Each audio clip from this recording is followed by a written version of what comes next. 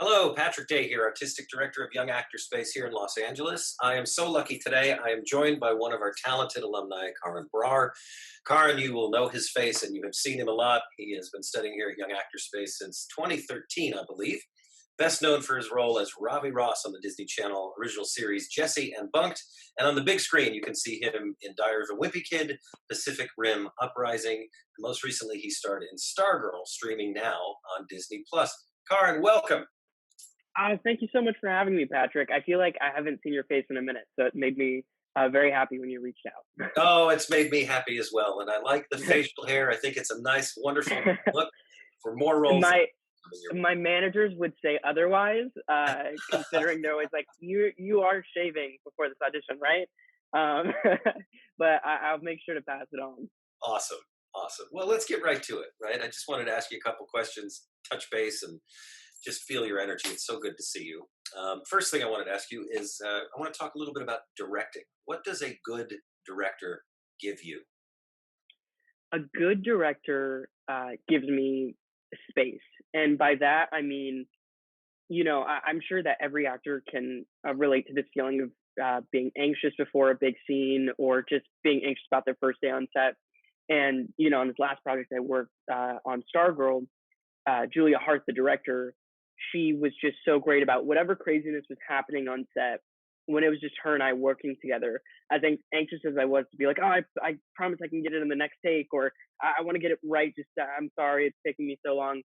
She always made me feel like, no, we have the time that we need. Let's just talk this scene through, and it just gave me that space to work through a scene and not feeling rushed. I agree with you. That is so important because, producers and cast and crew, they're all oftentimes in such a hurry to get the vision across that they forget to give the actor their moment, to Yeah. bring what they want to bring to the table in a sense. So, And the tricky thing there is that, I wish that acting was like math. You learn the rules and you can just do it. But, I've talked to actors that are classically trained and just extraordinary. And they have scenes where production has literally had to schedule another day to reshoot the scene because it just wasn't working. And that's kind of the unfortunate thing with acting, is that it can sometimes just feel like a lightning in the bottle, and you just have to give it a little bit of room to breathe. Because the more nervous you get, and the more in your head you get, the harder it is to get to that outcome. And so it's really important when a director gives you that space and helps you kind of nurture a scene into what it's meant to be. awesome. And you are a director as well. I know you've directed some television. Do you have aspirations to do more of that? What do you love about it? As an amateur director, Bunk'd really the producers of Bunk'd were really sweet to give me an opportunity to direct, and like that was really exciting for me because I just knew that space super well and felt really comfortable stepping into that space. And I really hope that I can keep doing that, because one thing that I really love about uh, like sitcom, the style that we did on Jesse for so long, is just making people laugh, and I really like that. And it's I don't know. There's something so special about sitcom, which is there is a problem, there's a solution, and there's a warm end, and there's laughs all throughout. And I really like that. So I really hope to like jump back into it. And I know my experience on Bunk was really enjoyable, and I was really privileged to have the work with the cast that I was working with and the people I was working with. So I hope to jump back into that space more. But it's definitely such an interesting experience to step away from being in front of the camera and go behind the camera, because there's a whole other flurry of problems that you don't even think about. We often talk about, at least for me, when I direct, it's almost like you get to act every role. Yeah, So it's a yeah. lot of fun, but it's a lot of pressure as well in terms of that. It's Because one of the things you're doing is you're blocking out these scenes. And what I was really privileged with was I had worked with Miranda, Peyton, and Sky for so many for so many years that I knew their cadence and I knew what they like to do in scenes. So that made blocking a lot easier for me, because it's not, some directors will be like, I want you moving here to there, but I always feel like a good director tries to understand the rhythm of a character and lets an actor breathe and go, okay, well, what do you think you should be doing? but you kind of have to come in with this like really I don't know, vague blueprint of like, okay, I think Sky's character would do this, and I think they would cross during this line. And I know it's like really, uh, I guess like stupid to be caught up on the little details of like, oh, I think you should cross there, but it's important. You have to bridge the creative and the technical aspect of it, and a director is supposed to be that bridge. That's awesome. That's awesome. All right. So, talking about being on set, what was your scariest moment on set? My scariest moment on set is every day of them. Is I mean, I've throughout my life, I've struggled with like depression and anxiety, and one of the main places where it really like spikes up is my work. And you like, if I stepped away from my life, I could be like, oh, he's been doing this for a decade now. This would be second nature, but it's not. Like this film Stargirl that I just finished. I was so anxiety ridden the entire time, and I remember literally leaving one of the scenes and going to the director, and I was like, Julia, if you need to reshoot this scene, just let me know. Like, I'm so sorry, but that's just every day is my scariest moment. And I think that's because I just care a lot. I care a lot about doing good work, and I care about, you know, carrying my weight. I've been very privileged to be in projects that I care about, but also around actors that are very talented. And I hope to just do as good as they're doing or be able to support them in their process. It's beautiful. We often talk about that nervous feeling, that anxiety you're discussing. It really is, Nora said this first, it really is excitement, your body. It's the same feeling you have in your body. And Yeah. oftentimes, if you can, like you're doing so successfully, challenge that, look at the work that comes out because Yeah. it's energy, and it's a matter of figuring out how to focus that. And if you weren't scared, you probably wouldn't deliver such a great product. Yeah. Yeah. Because anytime I've noticed that I've been too comfortable in a scene per se, if I'm working on a project and I'm just like doing rehearsals or we're just like doing the first take or two, I'm like, oh, that was bad. I really didn't like that because yeah, no one wants nervousness in a scene, but if you can like learn to focus that and redirect that, it can be really productive. I think often everybody, most people anyway, every day feel like they're a fraud. you know, Yes. you wake up and Oh you're my like, God. can I do this? Can I do that? And you get through the day like, well, I did all that. And we have to really keep reminding ourselves that that's okay. That excitement, that anxiety, whatever you're feeling, put it into your work, channel it appropriately, and look at the fruits of your labor. Yeah. What has surprised you the most in your career so far? What has surprised me most in my career? Um, I guess I just it's how lucky I've been. I guess I've been very lucky to work on projects that I really care about, and I haven't been in many positions where I've dreaded going to set. I think I've had one moment where I've been like, I really don't like being in this environment. I don't like that it doesn't. I don't feel productive in this space, and I've been privileged for that, and it gave me some perspective. I was like, wow, the rest of my career, I've been excited to go to work, and I've been excited to, you know, put like work myself to the bone and be like, yeah, I want to make the most out of what I can, do today.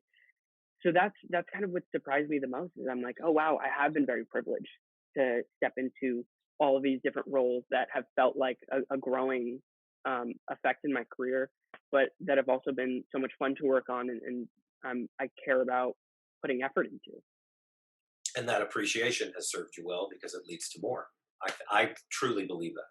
I truly believe that. Thank you. I mean, I try to. It's important to understand your power in terms of just being a person, regardless if it's acting. Just respecting what you bring into the room and being like, no, I can carry my weight, or I know I can be good at this without dismissing the people or the things around you. It's important to understand that everything is building blocks, and I think perspective plays a really big role in any type of career that you're in. Hmm. You've been so busy. Um, has there ever been a role that you've regretted not taking due to scheduling or something that came across the pike? Or You know what? You know what's so funny is I think about roles that I any role that I haven't gotten, or roles that I've booked, I promise you most of the time it's just it's meant to be. The roles that I haven't booked have been the one I've never looked back and been like, that would have made my career. Like I wish I booked that. I either see those films and I go, no, that person was meant to do that and that was their role, or I realize a year and a half later, oh, I haven't even thought about this project. Like it didn't right, like cross my mind. It just wasn't my building block to take. And I always like trust my gut. And there has been a few times where I've had to like say no to projects. And I keep saying the word privilege because thankfully I'm in a space where I'm like, no, I don't regret them because I'm just listening to my gut and I'm not trying to make, political choices. I'm just trying to make choices that make me feel good and go, yeah, I want to show up to this set and I want to do good work. And if I say no, I hope the right person steps into that role and, does a better job than I could have brought to it. it's really connecting the heart with the brain, right? Because we're talking about the fact that we wake up and oftentimes feel like we're a fraud. Can we do this? Have we done this? But then when you go deeper and you trust in your heart, those instincts, we all have that guide in us that tells us what are the right rooms to go into and what are not. More often than not, and it's that trust yourself, trust yourself, trust yourself. You know, I stole this Yeah. from Willie Nelson. I don't know if you know, he's a musician. He's somebody I'm a big fan Yeah. of. But they Of course. interviewed him on like his 75th birthday, and they said, what is something that you would like to tell yourself that you have to tell yourself every day with all your success and the amount? He goes, faith dummy. I tell myself faith dummy every day because every day I get up and go, can I do this? And then I look back on my career. So it's good that you have that barometer to choose those roles that you like, and trust that. Yeah. And I've had really good friends around me in that process because, that's one thing I really encourage other actors to do that I've been doing in my own space is talk to other actors, talk to your friends. I every time I've gotten a project or I've been offered a project, I'll go to my friends first and I'll talk it out with them and see what they think. And they've been able to give me that perspective of like, okay, cool. Here are the benefits of like a paycheck and another thing on your resume and whatnot. But how do you feel about it? Do you look forward to going to this set? How does this script make you feel? And I think that's just such an important part of that equation. What scares you the most when you're thinking about a new role? Is there something that comes up when you're working on a new role or something that gets in your head? Speaking of fraud syndrome, not being able to do it. I I read every script, even if I like whether I'm in the audition phase or if I book it, I read that script the first time through and I go, I don't know if I can do this. I don't know if I always like I'll sometimes say the lines out loud and I'm like, I think I forgot how to act every time. And I can go from project to project and I'll still be. I remember I was doing two projects at once, um, and regardless of what set I was on, I was like, "Can I do this? I don't know if I can do this." And then I would go back to the other set, and I was like, "I don't know if I can still do this." And I think that's just kind of the creative burden is never feeling comfortable in the space and never feeling fulfilled in the space. Awesome.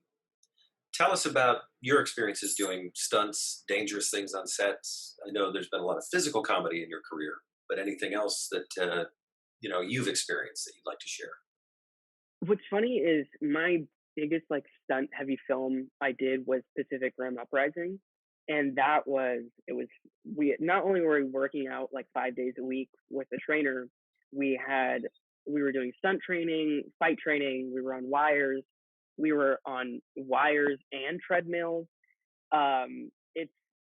It was a lot going on, but the funny thing was working on Disney Channel, I had a little bit of experience and comfort working in harnesses and working in that space. by any means not a pro, and I wouldn't even call myself an amateur, but just a kid that was strapped into some wires on a soundstage. But my biggest experience was Pacific Rim Uprising, and that's what was so challenging about that is a big part of the film is that two people control these massive robots, and they have to work in sync with each other. And so there's two treadmills that are painted green because they're going to CGI them out, and we have this crane that's hooked onto our back, and we're in a wetsuit and this plastic armor. And my co-star was Levi Meaden, who was in the robot with me. He's like 6'2", and obviously that height difference. I'm 5'4", I'm very small. So like we had to spend so much time getting comfortable in wires and running on a treadmill, and then go, okay, we have to slow down Karan's treadmill because his steps are smaller than Levi's, and then how do we sync up this fight? And then you're put in a wetsuit and you're like, okay, we're doing reshoots, and this is months later, and I immediately dropped the diet. I was just like, I turned into a little doughboy, and I remember they threw us back into the wetsuits, and they threw us back on the treadmills, and they're like, hey guys, could you just run for a little bit? And I just remember thinking, I was like, oh God, how much longer do we have to do this? It sucks. But too much pizza. Yeah, exactly. But it was really hard because I'm not a coordinated person, and it was, there was times where I was working with, when we were in China shooting a part of the film, one of our stunt coordinators had to go home for a family emergency. So his friend, who only spoke Mandarin, was training us in this fight sequence, and we had a translator. And this was a kind of like a opening shot, and it was kind of complex and moving. And I remember at the end, the translator comes up to me after we shoot the scene, and she was like, I was so worried about you, but you did a good job. And I was like, thanks, I appreciate it. But a point of this is, if you're uncoordinated like me, if any actors are watching this, just like breathe and keep your calm. Like, don't lose your temper, don't get frustrated. They know, trust stunt people, listen to them. They know what they're doing. I don't care what stunt classes are offered by some acting studios in LA, but at the end of I don't care if you're a master at jiu-jitsu. I don't care, but always listen to your stunt coordinator. Just go onto their mat and just pretend you know nothing and just listen to what they're saying.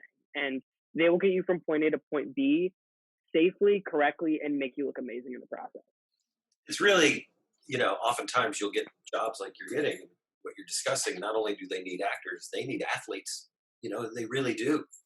It's a whole other side of it that people don't really think about, with the training and everything that you put in to make it look that simple.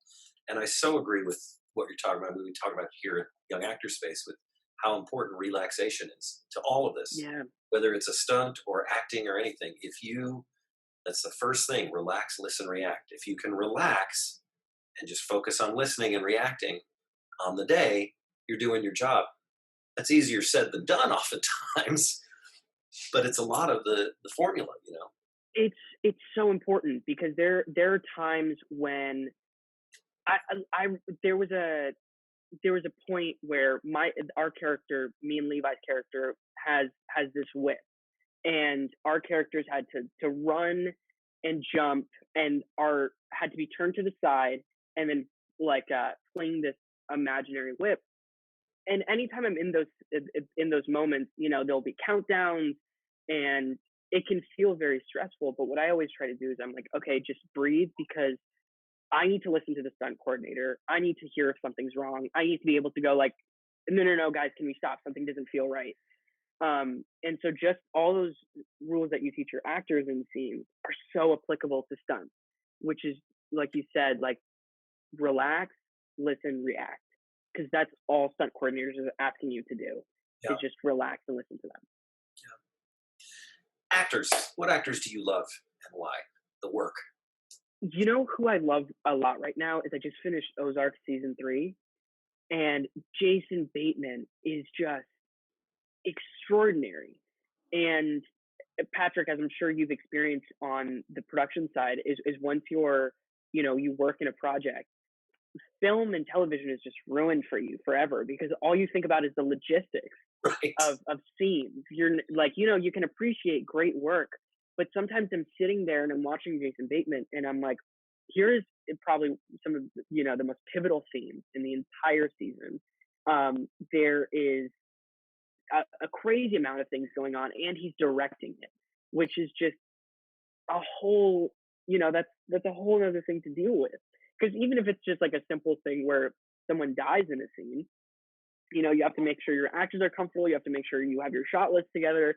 And then you have to make sure you have to do a decent job yourself. Because I can only imagine that Jason Bateman is sitting there in a scene acting with another person. And at the end of the day, he has to go over and give that other actor notes. So he has to be present, but also take notes. He has a lot going on, but he is truly phenomenal in that show. Yeah, it is a special skill to be able to direct and act at the same time. It's a really special skill to be able to compartmentalize your brain in terms of that and then be free in the moment. And he tackles it so well. I mean, the clip dialogue, the timing, and the truth, all of it coming together and driving those scenes forward. I agree with you. He's terrific. I have to ask this: worst audition, best audition experience? Anything you want to share? Oh, my worst and my best was probably like my first real audition. It was for Diary of Wimpy Kid, which is, I my dorky little family and I, we lived in Seattle, Washington, and the callbacks and the producer session were in Vancouver. And my parents are so sweet. They're like, it's okay, we'll make it like a family trip, and we'll drive up there, and because productions were like, yeah, we can fly you and a parent out, and my dad was like, no, we'll do a whole family drive. It'll be a whole thing. And we went up there, and I knew nothing about. I didn't know who these people were. I didn't know what I was supposed to be doing. I was like, I just have to read the lines on this piece of paper, and I loved the book. I still love the book, so I was incredibly nervous. And I went in, and for those of you that have been in auditions, if they're like, hey, could we do this one more time? And can you try it this time? Or could you do it, this way? Could you do it this way? And the more notes they give you, that's a reassuring sign. And I left, and that's what they told me to do. They kept giving me notes. And I just burst into tears on this lot. And I'm outside. My poor parents are consoling me. And I can only imagine with the crew members, like, walking around in the slot. They were like, oh, Jesus Christ. Like, look at this kid having a breakdown. And, my parents were like, it's fine. Like, we're just so proud of you. And I was like, I screwed it up. And I ended up booking it, which was just the funniest thing.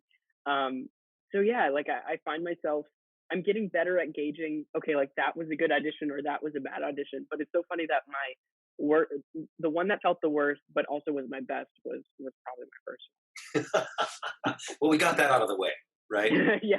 I talk to actors all the time that they'll do this beautiful work in class, or when we coach, they'll do this beautiful work, and then they go in the room, and just like you were talking about, they're like, I didn't quite get there like I did here, but then when I got to the car, it all came out. It was like, and to me, it goes back to exactly what we were talking about. That's when you're relaxed. Because you've gone through the experience, you're so open to what's going on, and then you take a moment in your car to be with yourself, and there's the relaxation coming in, and you get these, really interesting moments. It's also, there's times where I've been on set, and I'm like, and I've done a scene. I was working with Karan Brar in Stargirl, and we just had this scene with us and Maximiliano, and I just remember this scene. We stepped on. And the scene just was butter. It just flowed so perfectly. And, weeks later, I'm doing an audition, and I'm like, why isn't this, the scene's not clicking? And then I take a step back, and I remember, it's a lightning in the bottle sometimes. You can do all the work you want to do, but sometimes it's just the day is off. And it's hard to have an actor go there and go dance, monkey dance, pretend your mother's dead. In this audition room when you just have a fold out chair, right. Right. And it can be even more distracting if you have a casting assistant, texting on the phone, or, if you're in the waiting room and you're nervous and you can hear someone else's audition, there's all these factors that line up. And, it can feel like a lightning in the bottle when you're on set. And mind you, that's when we have lights, we have cameras, we have wardrobe, we have like all of that, a full set, we have all the resources we need. And when all of that's stripped away, it's important for actors not to get too hard on themselves in an audition, because it's like the rest isn't there yet. It's Right. okay not to be at 100%. It's a process. The whole Yeah. thing is a process. Well, Karan, I so appreciate your time today. Thank you very much. I cannot speak enough about how exciting it's been to watch your career go and keep going. And I cannot speak enough about your integrity as a person, which I think has a lot to do with why you are where you are. So Well, thank you. thank you, Patrick. That means a lot to me. And my experiences leaving on Disney Channel was incredibly anxiety inducing, because it's the biggest fork in your road where you're like, can I do this? I can do Disney acting, and what you and your studio provided me was a safe space to work, which I didn't feel comfortable anywhere else. And I appreciate you giving me that, but also making sure you're providing that for so many other people. Because what I learned in your studio, just us working one-on-one and working through auditions and working through scenes and helping build my confidence, has been so pivotal in my career. So thank you, my friend. And it has been such a pleasure talking to you today. You too. Until we see each other again, keep being awesome, man. And keep it up. I'm going to talk to the manager. We're going to get you some headshots like that. It's a great look. Make sure to email Darcy. Okay. All right, Karan. Have a great day, man.